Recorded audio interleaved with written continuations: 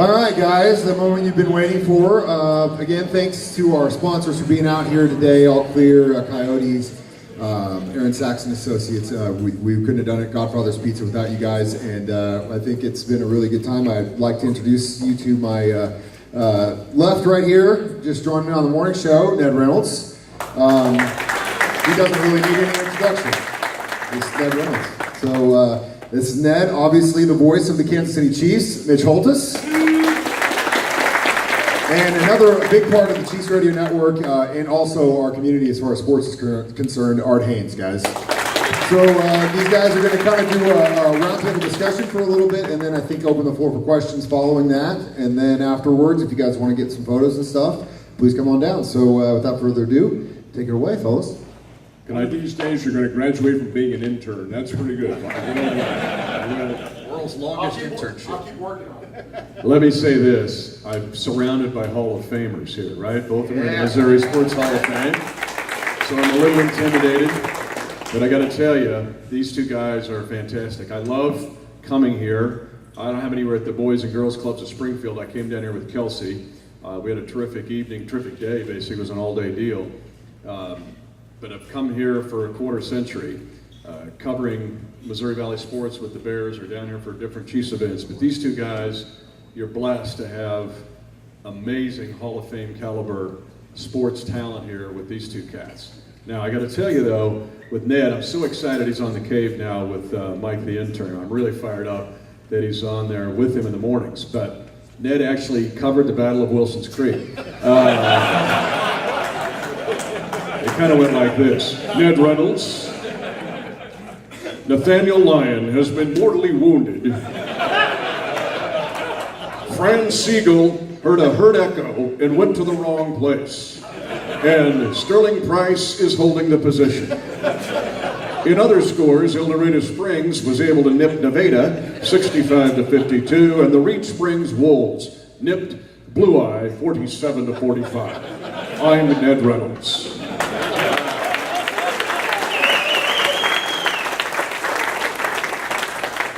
But there's nothing quite, let's throw it now, Art Haynes, Sports Talk. Art Haynes, we're at Bald Knobber Motors in Nixa, and we'll be here, leases at $199.99 a month here at Bald Knobber Motors.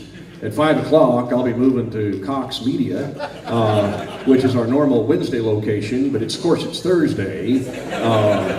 And I'll be there, though it's Thursday, but I'm there usually on Wednesdays. Then at 6 o'clock, I'll move to Hy-Vee. We'll be at Hy-Vee at Kansas and where we have Battlefield. Yes, Kansas Battlefield. Thank you. I'll be at Kansas and Battlefield at the Salad Bar at 6 o'clock. Then the Bears and Lady Bears will both be in action tonight at 6:30.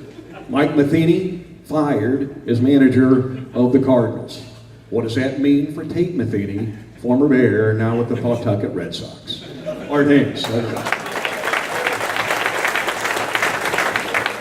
Nobody says the Bears like Art Haynes says the Bears and Lady Bears. Well, here's the key question. How the hell long did it take you to come up with that little bit? Now, that's pretty good. I live a bad life. I got a terrible, I ate paint chips as a kid. So, but these two guys, seriously, I know I've tried to imitate them poorly, but you're blessed to have these guys in this market. And I do love coming down here. The passion for sports. I remember the Sweet 16 run with Danny Moore and guys like Ben Condelbender and William Fauntleroy. And that, and I remember a gal named Shiloh McKibben played for Evansville. I was here at the Hammond Student Center. She had an incredible night. She had 27 points and 16 rebounds, and nobody ever even knew about it because Jackie Stiles had 56. And I was there to do that game, and it's one of the more remarkable things I've seen. So I love the history. I also I've done baseball here. The two sneaky guys I got to say about the sneaky ones here. One's Bill Rowe, right? Bill Rowe, legend. He's devoted his life to Missouri State. Oh, he's here. He snuck in the back row. There he is. There is Preacher Rowe. You ever know about Preacher Rowe? Preacher Rowe walks into the room, you just hand him your billfold. Like, here's all the passcodes to all my accounts, because, Preacher's he's gonna get your money, one way or the other. So, as Art would say, he's gonna get your money.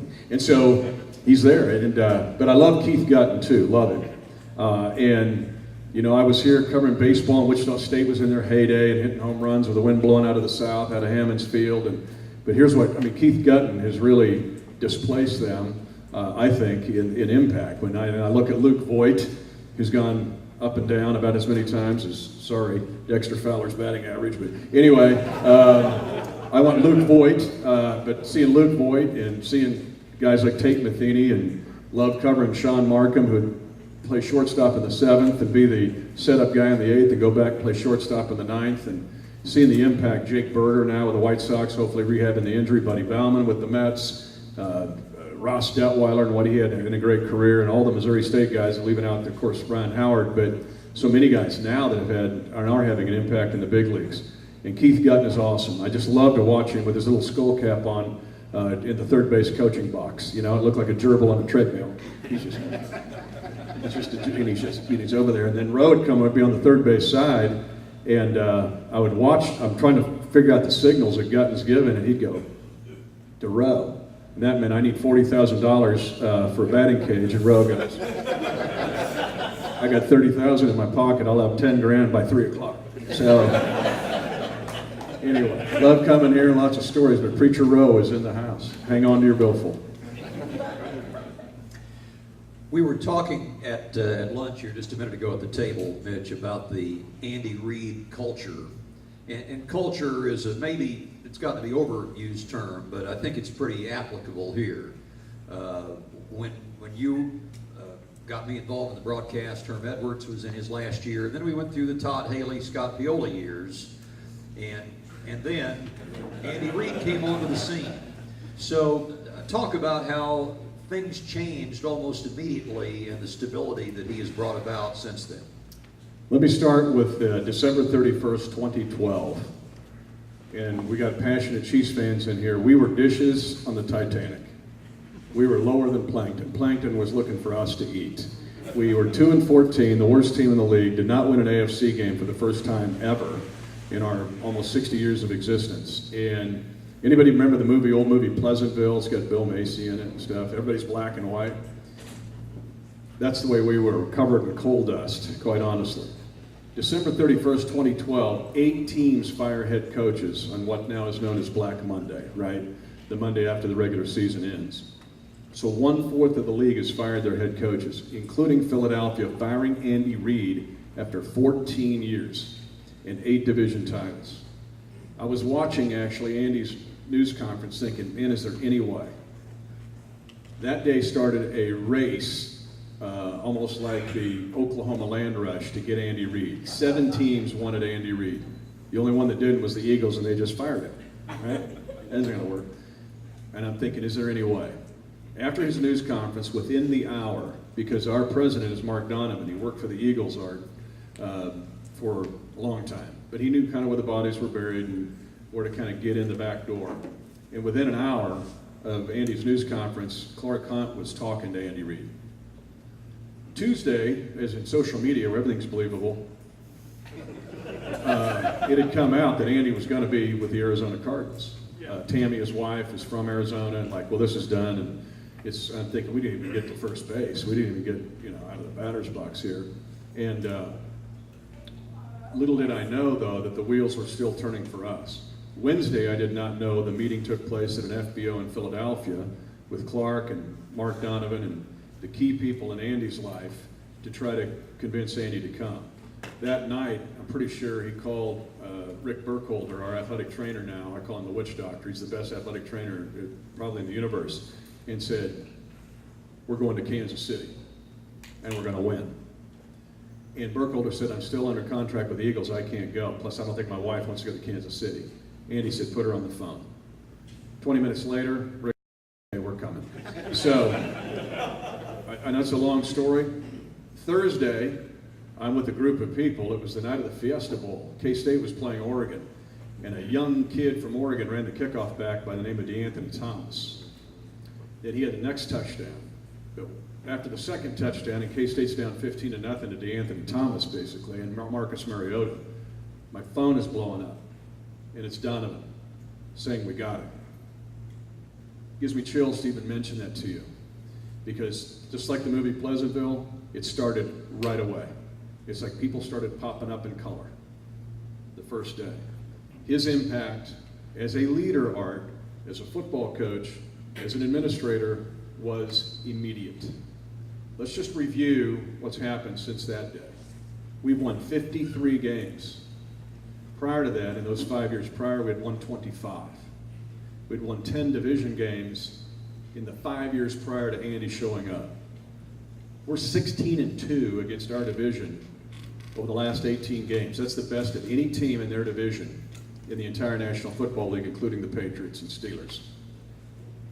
We overlook that fact. I know you can bring up the playoffs all you want. I got it. But we're kicking on the door. And as Coach Rowe will tell you, if you're kicking on the door with a steel-toed boot, you're going to kick the door down.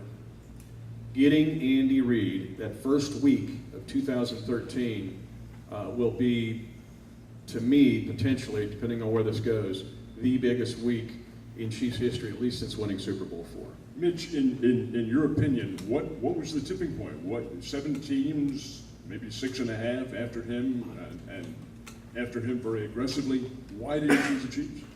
A couple things, Ned, is one, a chance to work for the Hunt family. That was one of the discriminating things, and he looked at the other 7 opportunities that he had. He understood the passion of the Chiefs market. This is where all of you come into play. And the fact that even after a 2-14 season, it was not just a pilot light that was lit, there was still a good flame.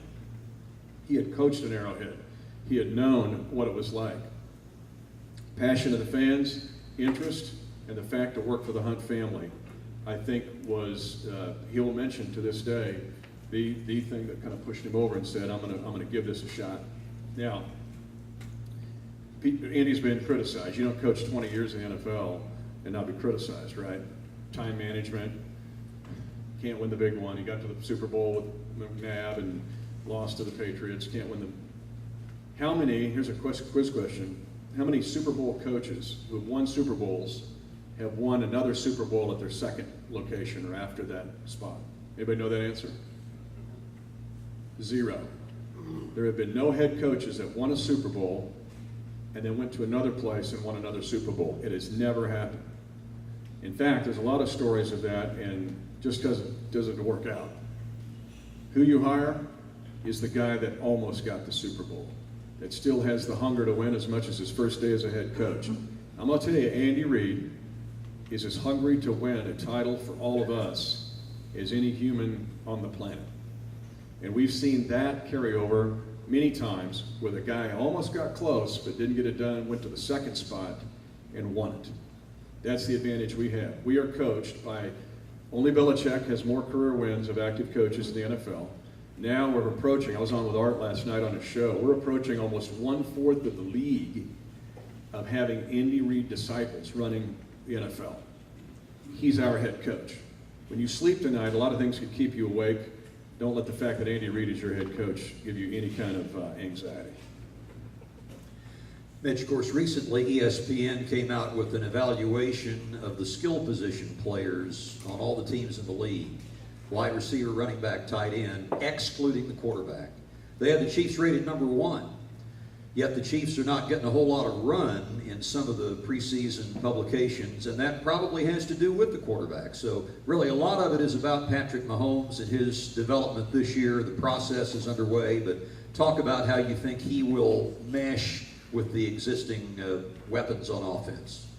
Yeah, I know we had a detour here on Grand with the bridge being fixed. I had another detour. It was on Kansas coming down a little north of here because the Raiders were having their June parade. They won the June title again from ESPN. That's all right. Is that John Gruden? He's Osceola. Osceola. Yeah, he's right there at Osceola.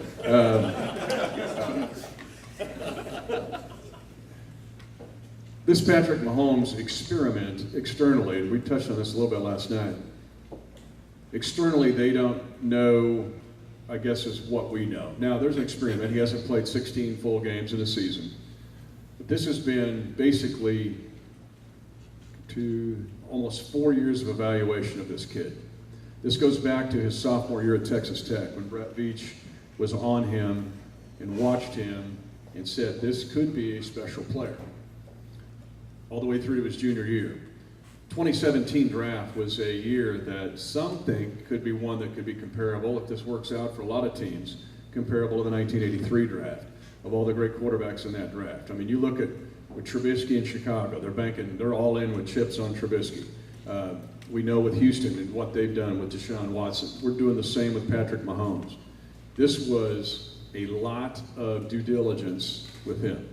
The other thing, and I know we brought it up for our table in the back, we talked about this before lunch. If this works with Patrick Mahomes, one of the most forgotten parts of this story will be the 2017 season where Mahomes got to be able to be the Karate Kid with Alex Smith being Mr. Miyagi. Now that doesn't always work. Ask the Packers and how it went with Favre and Aaron Rodgers. That wasn't good necessarily. They weren't getting tickets and going to the Bass Pro Tournament of Champions and hanging out, okay? Alex Smith, secure enough in who he is as a person, went all in with this kid. And Patrick Mahomes didn't come in thinking, I've got the whole yickety-yak, yo, I've got this all figured out. Patrick came in as a willing learner. Alex was a willing teacher, and in essence, potentially giving up his own position to train his successor. 2017 was a big year for Patrick Mahomes, even though he only got on the field for one game. And a lot of that is due to Alex Smith. We're going into this training camp in a week, here, less than a week, on Monday, and Mahomes will be on the field. We have a pretty good idea of what this kid is going to do and what he's going to be about. He's mature, he's tough, there's things he has to prove.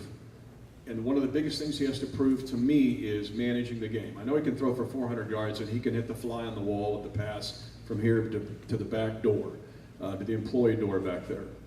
But he now has to prove to me he is up 21-17 with 4 minutes to go and we have the ball at our own 20. You don't give the ball back. Brady doesn't ever give you the ball back. Rodgers doesn't ever give you the ball back. Russell Wilson doesn't ever give you the ball back. He has to prove that to me, because most of the other stuff I've been able to see a lot of, because this kid can be dazzling at times.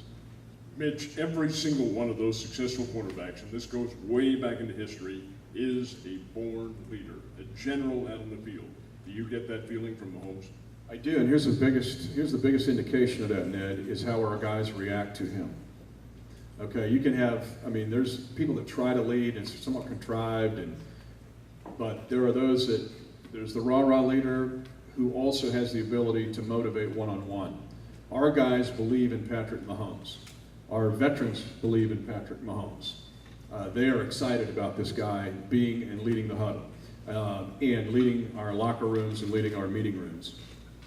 We're a young team, but I'm telling you, even the guys on the defensive side of the ball, you can ask Eric Berry about Mahomes. You've already heard some of the reactions, some of our players about Patrick. And Patrick is a leader, meaning he doesn't have it all figured out. He's transparent.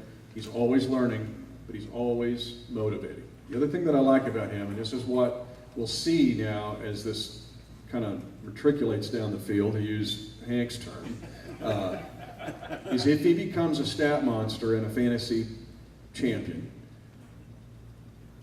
if he will become the guy that chases stats. There's a lot of guys in this league that chase stats. Art, you and I talk about this a lot on the show. I won't mention it by name because we're streaming this. But will he be satisfied with a 250-yard passing day, losing the fantasy league for you, if we win the game 21-17? And you're going, you know what, I'll live this because next week he'll throw for 450 and we might win 41-14. That's the sign of a leader.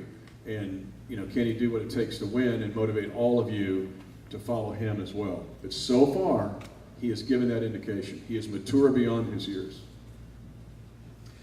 Defense has held the Chiefs back here the last couple of years, so they've made a lot of changes. And if the baseball analogy, you're strong up the middle, well, the Chiefs, since this time last year, have a new nose tackle, 2 new inside linebackers, and they got Eric Berry back, who they didn't have last year. So that's all new. Kind of talk about the defense and how it might be greatly different from a year ago. Well, before I'm going to give a little bit of a precursor to that answer, and that is we have to look at Bob Sutton's 5 years of defense here before we think Bob Sutton's a complete moron. Because Bob Sutton, if you look at our 5 years of defense, it's been pretty good. And when you particularly look at our turnover ratio, it's been really good. He's also a skilled leader. You don't coach at West Point 17 years and coach 3-star generals. I'll be sitting in his office and a call will come in. It's a 3-star general from Afghanistan going, Bob, how you doing? You doing okay? I'm like, he's in Afghanistan.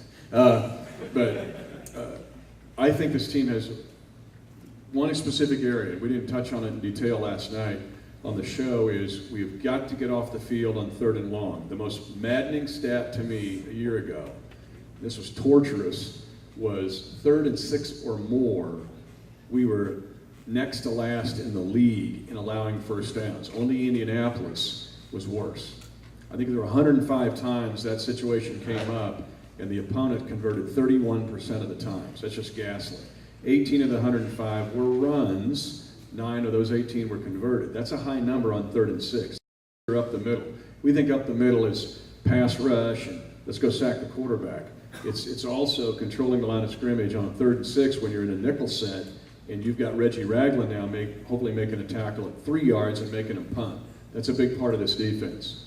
I'm intrigued to see what will happen with the defense. The keys here, one is Chris Jones. Chris Jones has got to be consistent. If Chris Jones, who's got a 7'4" wingspan, could be a Buck Buchanan type of player. He has a very similar body.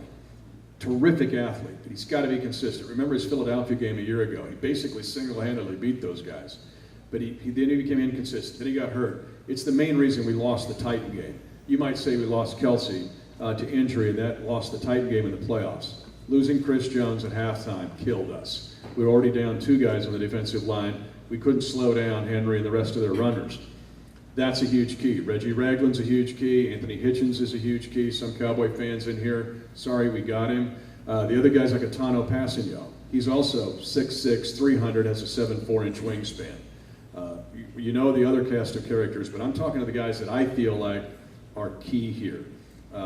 And then some of the rookies to see how they can integrate. Derek Nottie up front, the kid from Florida State, who'll probably start at nose tackle from the beginning. Breland Speaks out of Ole Miss, who can morph into different roles on the defensive front. A Dorian O'Daniel, who will help our special teams, but also is that hybrid safety guy that becomes a big part of Bob's defenses. I'm intrigued with our defense. It's something I'll watch very closely at St. Joe, particularly down in distance, to see what we can do to get off the field. You deal with Andy Reid practically on a daily basis, being the voice of the Chiefs. Does he, in your opinion, and he's been around pro football a long time, does he still have the same winning passion that a young Andy Reid might have still had? Yeah, we were talking at our table, and I was around Bill Snyder for 7 years, the first 7 years he had at Kansas State, and there was an analogy given there that I thought was very good, because I know what Bill's, 78 or 9 or 179 or whatever it is, and he's still going to think of a play at 3 in the morning that will beat Texas. Andy's the same kind of guy. It's just the way they're wired, and those two it's very similar. I think it's a very good comparison. Yes, Andy still has that same, Andy's very inventive. A lot of teams now are copying our offense. When Mitchell Schwartz signed with us, he came over from Cleveland. I think he's trying to copy everybody they can find. But Mitchell Schwartz says, we watch Kansas City tape. We weren't playing Kansas City. We were watching your tape to see how you guys did all these unique screens and your blocking schemes. That's Andy Reid. Andy's always thinking. His whiteboard, if you go into his office, at any time during the year, you can go in on March the 10th, and it looks like the scene from Russell Crowe in A Beautiful Mind. It's all these algorithms and all these things, but he's always thinking. And so, yes, to answer your question, it burns very bright. He's always trying to think of either combinations or different plays that can make us effective. He's a unique cat. Let's take some questions from the audience and hear what you have to ask for Mitch. Brad.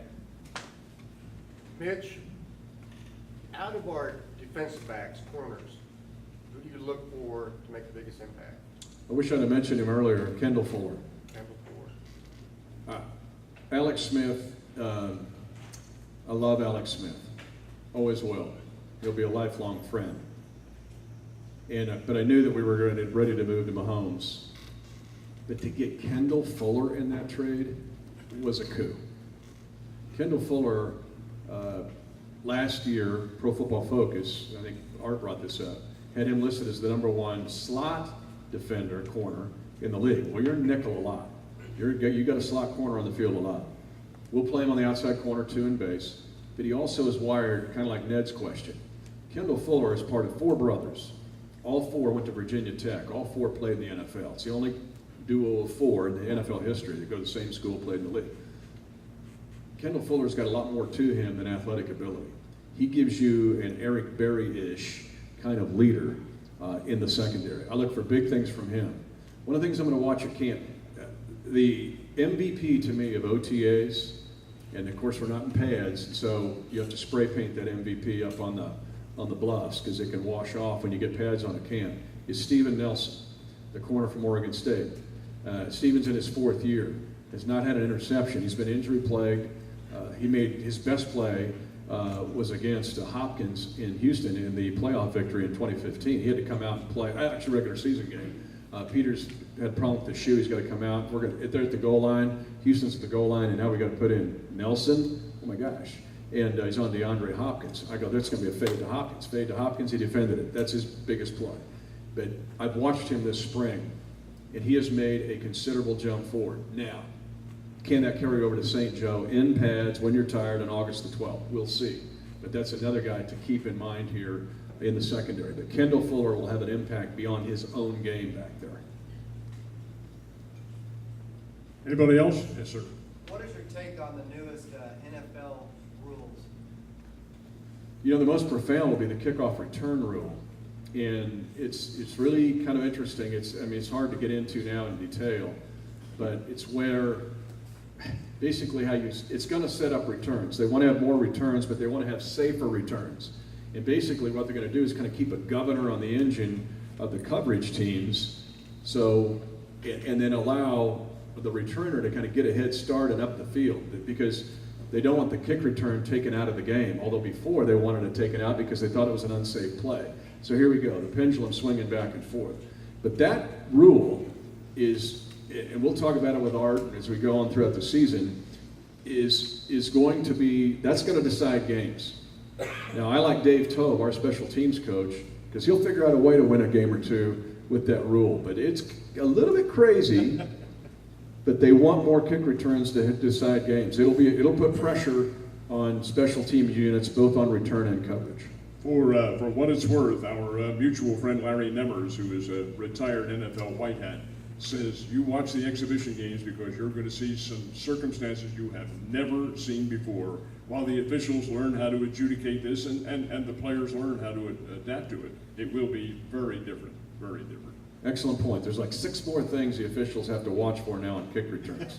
It's nuts. Yes, sir. Would it be correct to say Lynn Dawson retired? They're going to have a new color man this year? Actually, we started that process 2 years ago, quite honestly. I will tell you that one of the greatest blessings of my life is to work 24 years in and around or shoulder to shoulder with Len Dawson. I mean, I was a kid growing up on a farm in Smith County, Kansas, with a stenciled 16 jersey, not like we have today, that my mom made, because every Sunday I was playing like I'm Lenny out on the farm, and I knew where the different stadia were, right? On the hog house was San Diego. Anyways, I ate paint chips as a kid, I told you that. Think about it though, for 23 years I worked side by side with a boyhood hero. Phenomenal, one-of-a-kind human being. But, the shot clock doesn't go the other way. I can quote Psalm 103 if you want, but I'm just telling you that the last couple of years, Len did the home games. Did the home games, didn't travel. And then last year was the year we really made the big switch, where Kendall Gammon did our color for the entire season, and Danny Welniak, who does a phenomenal job as our sideline reporter, a former women's world champion in like the real football, not the crazy stuff. But she's very knowledgeable, very good. You add that to Art, and I will have there's 2 things I take pride in. One, I did come up with the Chiefs Kingdom. That was me, I say that humbly. That was mine. Driving down the road, I think headed to a Bears game going, we ought to call this the Chiefs Kingdom. And 2, making the suggestion to put Arturo on our broadcast, because he has changed it dramatically. Yes, he has. So our lineup now, I think, is as strong as any in the NFL, with Arturo being the point guard of that group. But yes, it's love Lenny, an absolute treasure, and a treasure and a memory that will live as long as we're walking around on the earth. Our executive producer is Dan Israel, who's been involved in the Chiefs broadcast longer than Mitch even. He goes back to the late 80s, I think.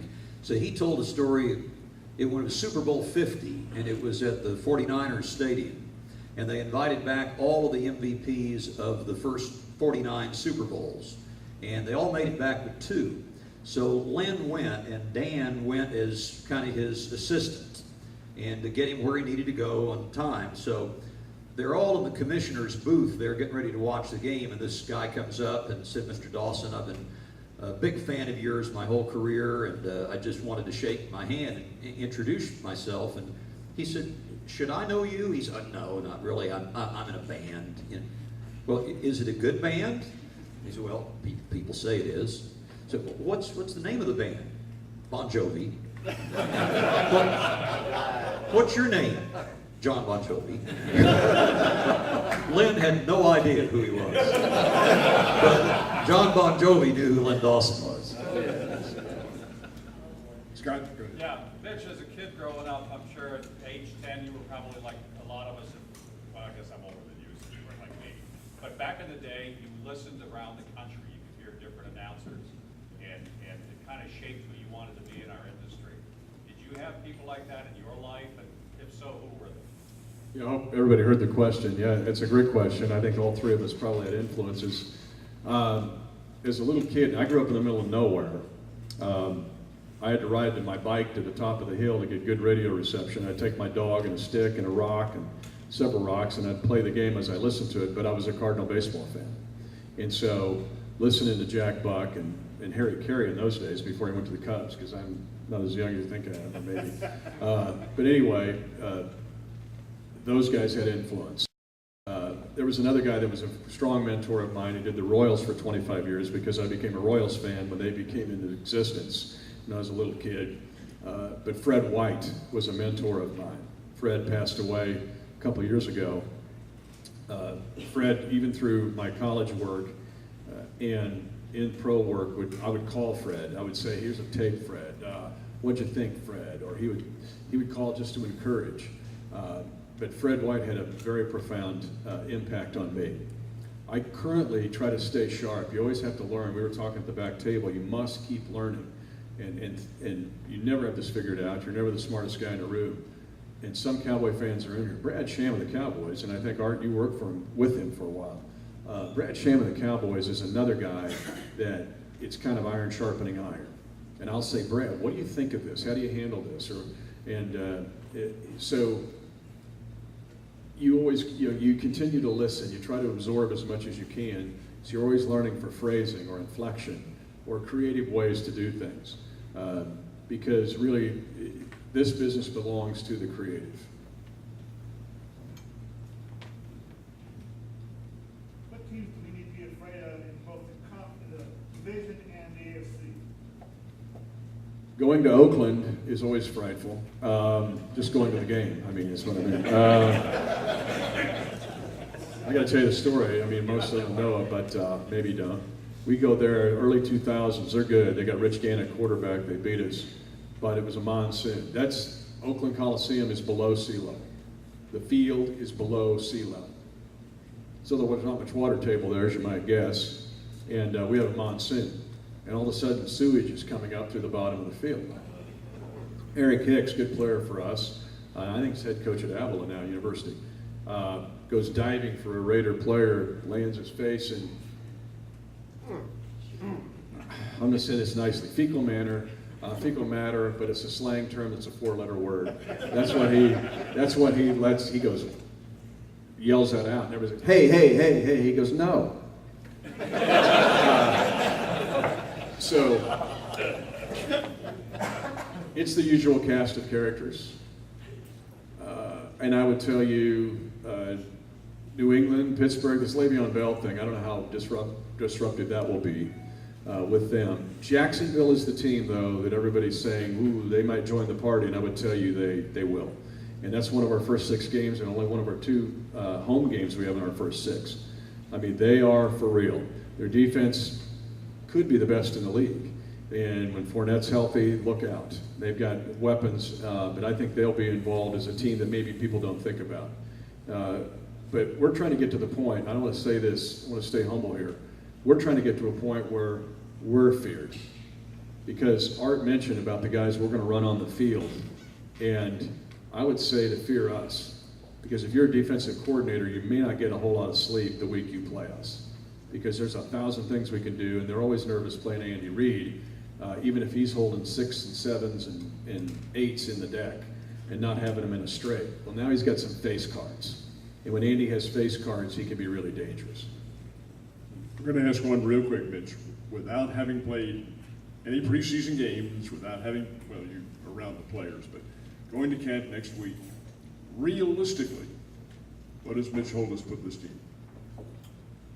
The first 6 games temper that somewhat because no team in the NFL, Ned, has what we had the first 6 weeks. We have to go to New England, where they've lost, 19 times in 18 years, including us. Pittsburgh, we know what that's like. We open with the Chargers, and then we have to go to Denver, and our 2 home games are San Francisco, who people are thinking are the Jacksonville of the NFC. We got Jacksonville and San Francisco. That being said, you know, I've always been reluctant to pick a number on this because people always play it back and like, what an idiot. And if I go, I think they're going to be 7-9, they're going to go, we need to hang that guy, you know, for treason. Or if I go, they're going to be 16-0, they go, well, he's an idiot. I'm not as good as numbers as Bill Rowe. Bill Rowe is actually the Warren Buffett of the Ozarks. Because if you get into his portfolio, you'll see, you know, what he's all about. The guy's very wise. And he's Boaz, basically, if you want to study the book of Ruth. But Andy, every year, here's the thing, the prognosticators are, do they study us? Do they look at us? I mean, our 5 years, we've been, 11-5, 9-7, 11-5 after starting 1-5. Where are we at? 12-4, and last year 10-6. Well, people are picking us 7-9. Okay, that hasn't happened in any of the 5 years Andy has been here. So I'd say double digits is a pretty good bet. I'll put us at 11-5. Let's go 12-4 to stand it up, put the ante up there, and win the division for a 3rd straight time. Yeah. I'm just going to put it out there. But surviving those first 6 weeks will be interesting. Does that sound fair enough to you guys? Boaz is down between clever and curly.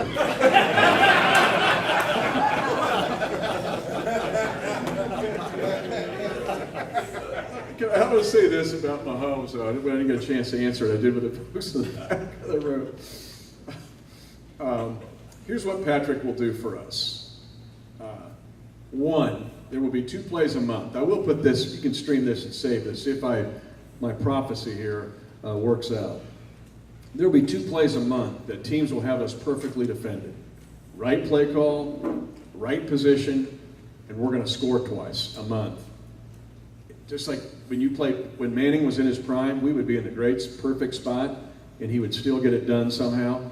We're going to do that to other people finally, for the first time in my brief 25 years as the voice of the Chiefs. We'll get plays, we don't have to scheme necessarily, or the defense didn't make a mistake, or we just kind of outsmarted them. We're going to get a play because Mahomes will scramble, fling it about 40 yards in the air to a Sammy Watkins, and the defense will go, what are we supposed to do? He will do that first. The second thing he'll do is red zone. I did talk about this last night on our show. We've 22-10 the last 2 years. We've been 29th and 30th in the red zone. 20-yard line on in. Basically becomes arena football. You only have a 30-yard field. And you have to hit the window the size of the speaker from back there where you guys are sitting at the back of the room. That becomes a red zone play. And Mahomes can make that play. There was one play he made last year at camp. I go, it's even about half the size of that. I go, he's not going to throw it. He threw it and hit it. A touchdown in the back of the end zone to tie it in. It wasn't Kelsey. And I walked around. There's a grove of trees if you've been there, kind of on the northwest end. I peeled away from practice, walked around the grove of trees for 5 minutes just to kind of calm down. Plus I had to go to the bathroom. But that's the kind of plays you'll get. So if we go from 29th and 30th, as we've been in the red zone, to 15th, How many possessions of that is you now get 4 more points every possession because that kid can hit the speaker from the back of the rim? The third thing he'll do, and Travis mentioned this is a Springfield thing, because I came down with Travis to the Boys and Girls Club of Springfield because Rail got a hold of me, right? You're going to be there, one of them things. But the biggest thing I came out of that, other than realizing the great generosity and benevolence of the people here, is Travis Kelce said something that night. Maybe Preacher Rowe will remember it. He loved Alex Smith, still loves Alex Smith, as do I. He said, Alex would hit me if I'm open. Patrick Mahomes will get me open. Now think about that.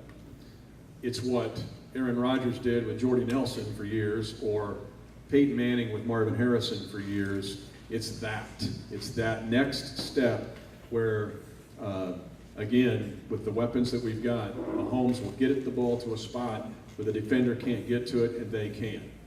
And we have not had that in my brief time as the voice of the Chiefs.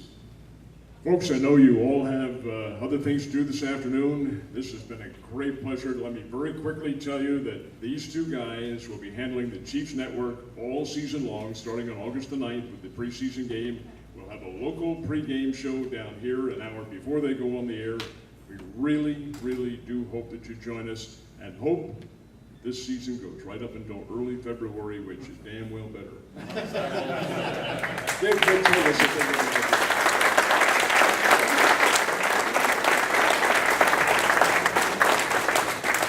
Thank you all for being here. And come on up here, intern. I was just going to tell you guys, if you wanted to get photos or anything, we can open the floor for photos. And again, thank you so much for coming out for the lunch with Mitch, guys. Thank you. Appreciate it.